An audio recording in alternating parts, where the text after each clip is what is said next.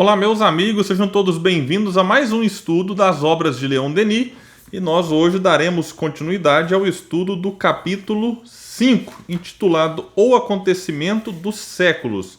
Aqui, Denis, para quem tiver com o livro Um Olhar sobre o Tempo Presente, que é o que nós estamos estudando aqui com vocês, pode abrir na página 82. Leon Denis diz o seguinte: falemos agora das outras escolas que constituem o conjunto do espiritualismo moderno. Aqui ele vai falar, de uma maneira bem resumida, sobre a teosofia e o ocultismo, trazendo aqui já de antemão algumas diferenças. Eu vou ser bem sincero com vocês. Como eu não sou um estudioso dessas correntes, digamos assim, filosóficas, religiosas, eu prefiro não adentrar nesse assunto para não causar algum tipo de confusão, porque, repito, não domino o assunto. Só que a Denis vai dizer o seguinte logo em seguida: todos esses estudos e essas pesquisas demonstram a evolução do pensamento em busca de vias inexploradas. Então, mesmo a gente percebendo algumas diferenças que ele vai trazer, e quem for realmente um estudioso do assunto também deve entender, isso demonstra o quê? O ser humano buscando algum tipo de resposta, algum tipo de entendimento para o que Denis chama aqui de vias inexploradas. Um intenso trabalho se realiza nas almas ávidas por conhecer, por fim, a lei de seus destinos.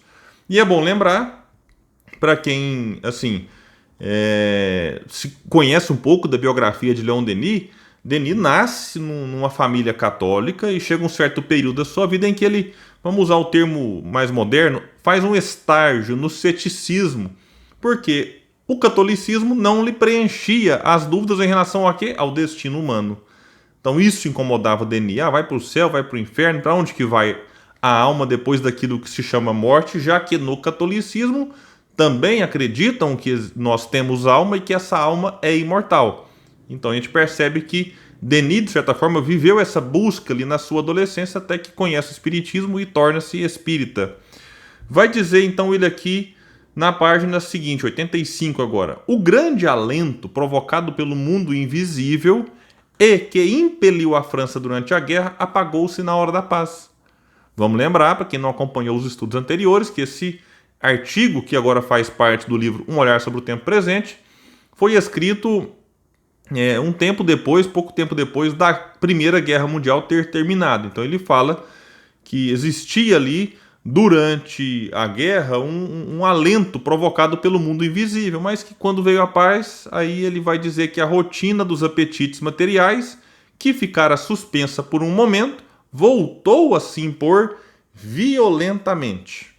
Entretanto, uma multidão de almas esclarecidas pela lição tirada dos acontecimentos se pôs em busca de um ideal, de uma concepção que corresponda melhor às necessidades do nosso tempo, às aspirações da vida nova.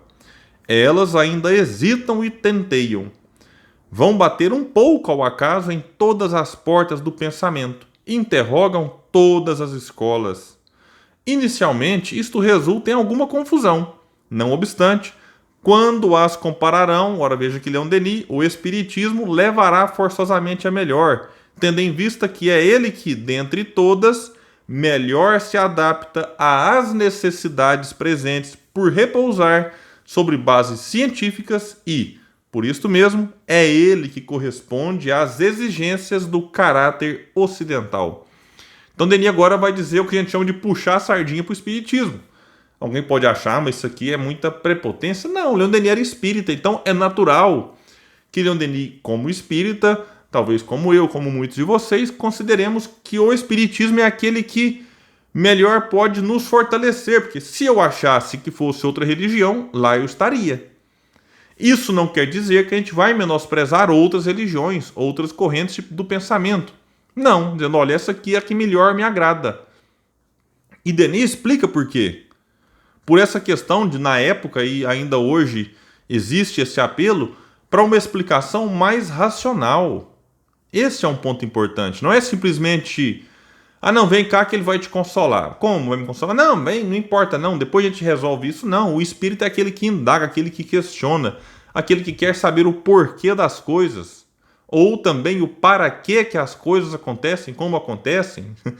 por que e para que sofremos, né? O porquê não é simplesmente dizer, não, porque Adão e Eva lá atrás cometeram um pecado e aí todos nós nascemos para pagar pelo pecado original, ou pagar pelo pecado de Adão e Eva, trazemos na alma essa marca de Adão e Eva. Não. E para que sofremos? Não, é porque Deus quer. Não, o Espírito é aquele que vai em busca das respostas. O Espírito é aquele que demonstra um descontentamento ante a explicação, muitas vezes, sem sentido, de alguns religiosos mesmo. Para quem está satisfeito, ótimo, maravilha, não tem problema. Mas para quem não está satisfeito, a doutrina espírita se apresenta. Tanto Kardec vai dizer lá que o espiritismo é para aqueles que estão, de certa forma, em busca de algo mais. Porque se a pessoa não está em busca, se ela está resolvida com a sua vida, ótimo. Como eu insisto sempre, se ela está feliz no catolicismo, sendo um bom católico, colaborando para que o mundo seja um mundo melhor, maravilha. Se ela está feliz no protestantismo, que beleza. Mas se ela está descontente, o espiritismo é uma possibilidade a mais para que essa pessoa se sinta melhor. Continua Denis dizendo, à medida que oferece, quem oferece? O espiritismo, a possibilidade de se comunicar com os entes desaparecidos, além de conforto moral, olha aqui, além, quer dizer, tem o conforto moral e ele fornece aos pesquisadores detalhes sobre o além, que até agora havia sido descrito de forma tão quimérica. Esse é um ponto importante. Você vai trazer detalhes, como por exemplo o Ernesto Bozano vai estudar no seu excelente livro intitulado A Crise da Morte. Maravilhoso, vale a pena porque ele vai pegar ali diversas comunicações, diversos relatos espirituais e fazer uma comparação e no final vai tirar as conclusões que ele chama ali de principais e as secundárias.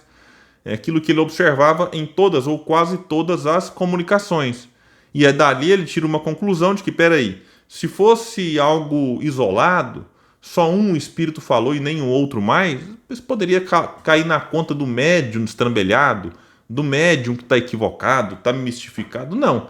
Quando ele percebe, como Kardec mais ou menos fazia, não dá para dizer que o método era o mesmo, mas quando ele percebe que vários espíritos falaram através de médiuns diferentes, algo no mesmo sentido, sendo que esses médiuns não tiveram contato entre si, naquela época que não se tinha uma comunicação tão rápida como se tem hoje, aí ele percebia nisso um fundo de verdade. Então isso é importante ser destacado.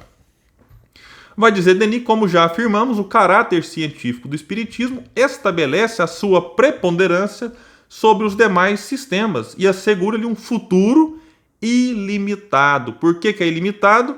Porque Kardec foi escrever, se em algum momento a ciência provar que o espiritismo está errado, a gente abandona aquele ponto, não é toda a doutrina, abandona aquele ponto e acompanha a ciência.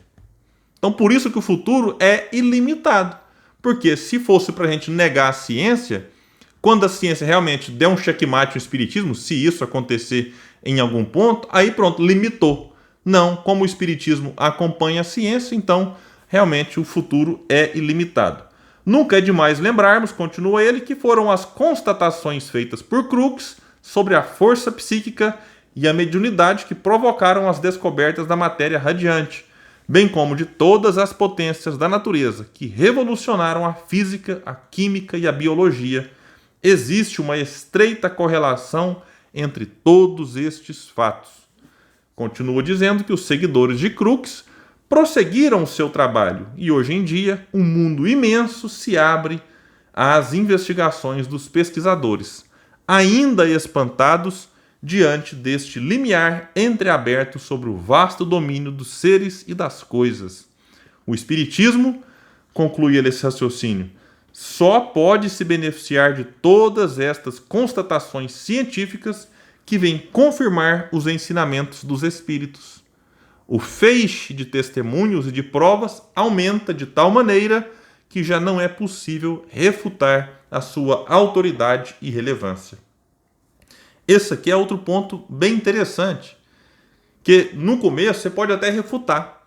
Falar, não, mas isso aqui eu não acredito, isso aqui é coisa da cabeça do fulano, é da cabeça do Beltrano. Ah não, isso aqui é porque o outro foi enganado.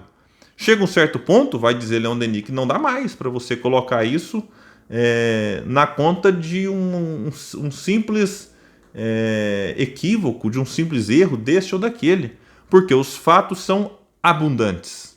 E o próprio Crookes foi um que estudou com profundidade os fenômenos, os mais famosos, realizados com a médium chamada Florence Cook, que materializava o espírito Kate King, que trouxe provas, repito, irrefutáveis de que a vida continua além daquilo que nós chamamos morte.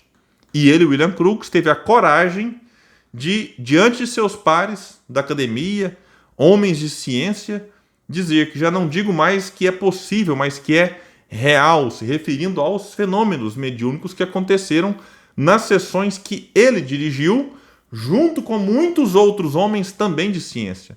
Então, esse é um ponto que não pode ser esquecido. E finaliza essa parte Leon Denis dizendo que, entretanto, o Espiritismo não é apenas uma ciência, é igualmente uma filosofia e uma moral, e é nisto que reside a grandeza da nova revelação. Ela põe fim ao conflito secular que dividia o espírito humano e vem conciliar numa mesma síntese a ciência e a fé, a esperança e a crença. Realmente muito interessante, Denis destacando que não é só ciência.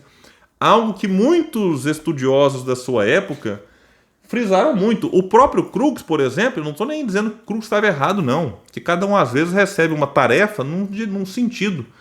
Então, coube a Leon Denis deixar claríssimo que não é só uma ciência, mas é uma ciência, uma filosofia e vai dizer aqui uma moral.